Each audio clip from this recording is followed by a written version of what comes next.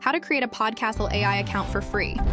First, you'll need to navigate to the Podcastle AI website, which you can find in the link I've provided in the description below. Once you're there, look to the top right corner for the Sign Up It's Free button and give that a click. You can create a new account using your email or continue with an existing Google, Facebook, or Apple account. For this demonstration, I'm going to use my Google account. You'll then be asked some questions such as your name, what you'll be using Podcastle for, the type of content you're planning to create, and how often you plan to use it.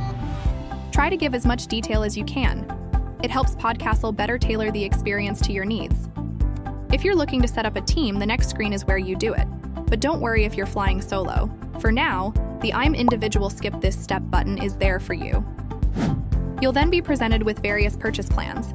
If you're not ready to commit just yet, you can simply click the Skip for Now button located in the top right corner. You're now officially a Podcastle AI user. For further account settings or changes, you'll find the Profile Settings option in the pop-up menu when you click on your icon in the top right corner. In Settings, feel free to personalize information like your nickname, full name, gender, or birthday.